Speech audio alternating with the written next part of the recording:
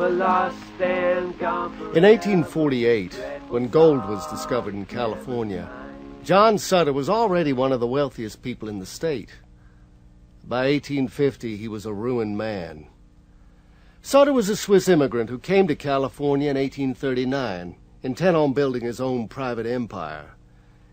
At that time, the state was a distant outpost that only a handful of Americans had seen.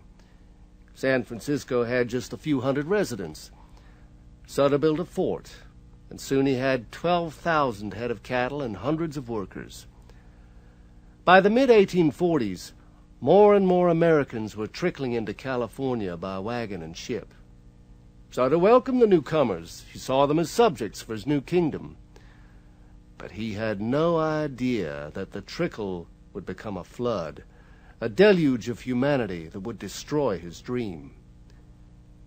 At the beginning of 1848, Sutter sent James Marshall and about 20 men to the American River to build a sawmill.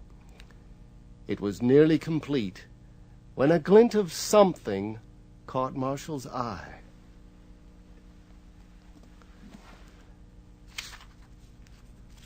Later, he wrote, "I reached my hand down and picked it up.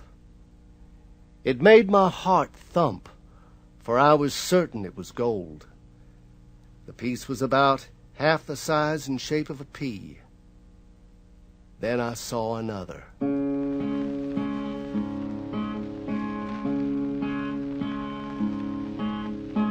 By the end of the year, whispers of a gold strike had drifted eastward across the country. But few Easterners believed it until President James Polk made a statement to Congress on December 5, 1848. The discovery, he declared, was a fact. Within days, gold fever descended on the country. The news was telegraphed to every village, to every town. Hundreds of thousands of people, almost all of them men, began to prepare for the epic journey west. They sold possessions, mortgaged farms, borrowed money, banded together with others from their towns to form joint stock companies. They said their goodbyes and streamed west, thousands of young adventurers willing to take a chance on gold. A year of pain in return for a lifetime of riches. They were called 49ers because they left home in 1849. When they would return was another matter entirely. In the cabin, in the canyon, excavating for a mine, dwelled a miner, 49er, and his daughter Clementine. Oh, my darling, oh, my darling, oh, my darling Clementine, you were lost and gone forever, dreadful sorry Clementine.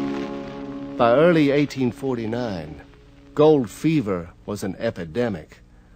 By the end of 1850, Sutter's grand empire had completely collapsed. Sutter did not have gold fever. He wanted an agricultural empire and refused to alter his vision. In the new California, he was simply in the way. The 49ers trampled his crops and tore down his fort for the building materials. Disillusioned, he eventually left the state. The man who had the best opportunity to capitalize on the discovery of gold never even tried.